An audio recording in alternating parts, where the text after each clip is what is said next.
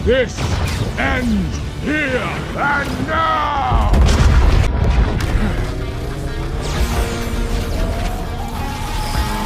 Hello guys! Welcome to M-Stream at dahil available na siya sa lahat ng streaming sites, narito na ang Tagalog breakdown ng pelikulang Thor Love and Thunder. Ano-ano kaya mga nalagpasan mo sa pelikulang ito?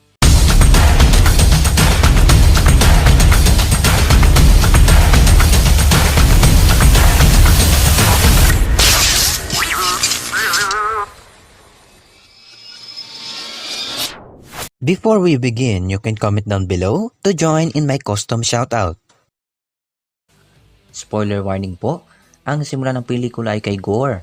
Ang istorya dito ni Gorr ay halos hango sa comics, kung saan hindi binibigyan pansin ang bawat panalangin niya sa mga sinasamba niyang Diyos sa kawalan ng pag-asa na matay din ang kanyang pamilya. Sa simula ng pelikulang ito, ipinapahiwatig sa atin dito na si Gorr ay dumadalangin sa mga bathala hindi para iligtas ang kanyang buhay dahil hingil niya na mailigtas ang kanyang anak. Gaya na nangyari sa ending scene. Pagdating niya sa isang paraiso, dito na siya pinili ng espadang tinatawag na All Black Necrosword. Medyo magkaiba lang sila ng itsura dahil sa comics, para siyang maitim na gulaman, para siyang symbiote. At speaking of symbiote, ang All Black Necrosword ay ginawa ng Diyos ng mga symbiote na ang pangalan ay Null.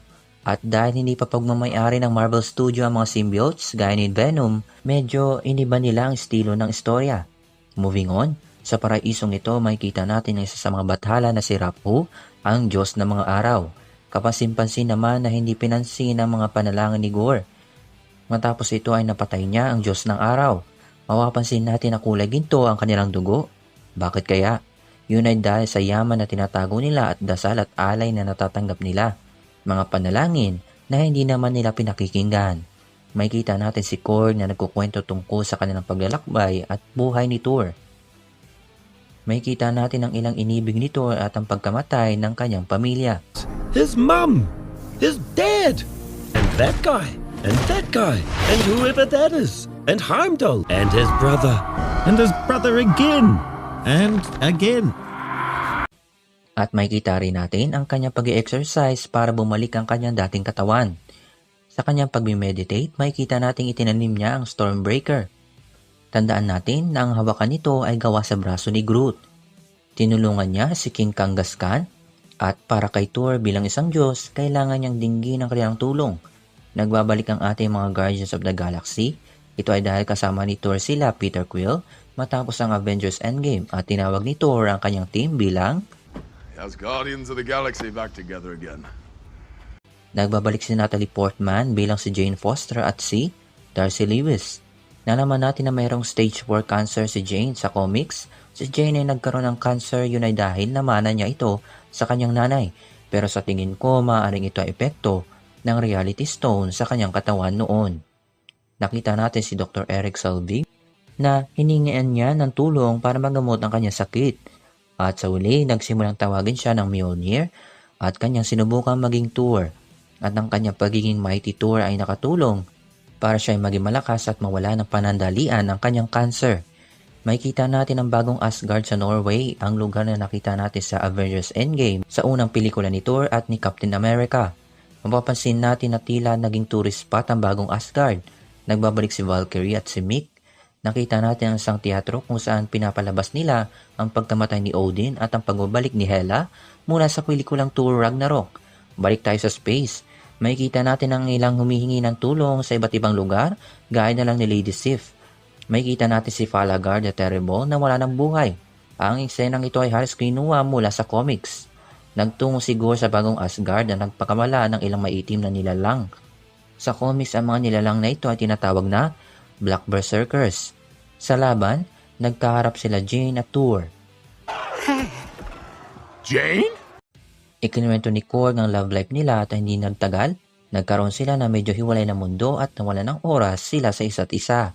Dinala ni Gorr ang mga kabataan sa bagong Asgard, kasama ang anak ni Heimdall na si Axel, na mayroon ding kapangyarihan na namana niya mula kay Heimdall. Ang mga kabataan at si Gorr ay nasa Shadow Realm. Kitang-kita naman kung bakit tinawag na Shadow Realm. Sila Thor ay pumunta sa Omnipotent City, ang lugar kung saan namamalagi ang mga makapangyarihang Diyos. Makikita natin ang ilang Diyos mula sa iba't ibang alamat. Nariyan ang Quetzalcoatl sa Aztec, Isis ang anak ni Zeus, Artemis, Bao ang Diyos ng mga dumplings, ang Diyos ng mga Cronin, at Sama mula sa Mayan, at nariyan ang Egyptian god na si Ra na minsan nating nadinig sa Moon Knight series. At speaking of Moon Knight, tama nga si Khonshu na pinabayaan na ng ilang bathala ang mga dumadalangin sa kanila. I was banished for not abandoning humanity unlike the rest of you. Siyempre nariyan ang nag-iisang Zeus matapos siyang mahubaran. Makikita natin ang ilang tattoo niya sa likod gaya ng tattoo para kay Loki at ang ilang nawalang mahal niya sa buhay. At pinatamaan ni Zeus si Korg ng Thunderbolt. Matapos ang laban, sila ay umalis at nalagpasan nila ang dalawang Celestial. Ang dalawang Celestials na ito ay sina Mud Celestial at ang Gardener Celestial. Napag-alaman natin na kailangan pala ni Gorr the God Butcher ang Stormbreaker para buksan ang Bifrost o daan tungo sa gitna ng kalawakan at humiling kay Eternity. Pagpasok ni Jane, makikita natin ang ilang statwa ng ilan sa mga makapangyarihang nilalang ng MCU. Nariyan si Eon, isa sa mga humawak ng Quantum Realm. Andyan ang The Watcher gaya ni Uatu the Watcher, Lady Death ang reyna ng kamatayan. Ito naman ay si Infinity. Sa comics, si Eternity at Infinity ay magkasangga. Si Infinity ay ang kumakatawan sa buong universe at si Eternity ang siyang laman. At makikita rin natin ang Living Tribunal, ang tagahatol at tagasaksi ng multiverse. Madidinig natin siya sa unang pelikula ni Doctor Strange. This is the staff of the Living Tribunal. At makikita natin siya sa Doctor Strange in a Multiverse of Madness. At ang isang statwa dito ay maaaring si Arishem, ang Celestial. Ang laban ay natapos sa gitna ng kalawakan at makikita natin si Eternity na halos kamukha ng nasa comics. Naalis na ang sumpa ni Gorr at sinabi ni Thor na mas piliin ang pag-ibig kaysa sa galit. At pagkamatay ni Jane, siya ay naging alabok at sa post-credit scene siya ay napunta sa Valhalla kasama si Heimdall. Inalagaan ni Thor ang anak ni Gorr at ang isang credit scene ay patungkol kay Zeus at Hercules. Unang-unang kanyang suot dito ay halos hango rin sa comics. They begged you for mercy without ever knowing if you were actually listening. You know, they look to the sky.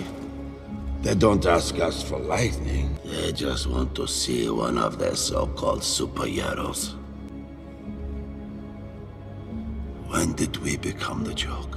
Ang linya sinabi dito ni Zeus ay dati raw, mas maraming naniniwala sa mga bathalang tulad nila na nananalangin para sa kanilang tulong. Pero ngayon, tila hindi na kailangan ng ilang nabubuhay ang mga tulad nilang bathala dahil sa mga superheroes. Ipinaliwanag niya na kailan pa naging biro ang pagiging Diyos nila. Para saan pang pagtulong nila kung mas naniniwala ang ilang nabubuhay sa mga superheroes. Alam naman natin na anak ni Zeus si Hercules at nanay niya ay isang mortal. Ilang beses na rin kinalaban niya si Thor at minsan kay Hook. Ngayon, hangad patumbay ni Hercules si Thor dahil yun ang utos ni Zeus. At ang laban nila ay maaari natin makita sa susunod na pelikula ni Thor. Pero sa tingin ko, ang pelikulang yon ay hindi talaga si Hercules ang pinakang kalaban. Dahil hindi naman talaga masama si Hercules dahil minsan na rin siya naging membro ng Avengers at iniligtas ang buong mundo. At maaaring ang kapatid niyang si Ares, ang God of War, ang maaaring maging kalaban. At yan ang ilan sa mga napansin at nakita ko sa pelikulang ito. Tuloy lang ang pagsuporta sa channel ko. Subscribe ka na. Smash that bell. See you, mga ka-streamers. Go, stop! And when I wake up,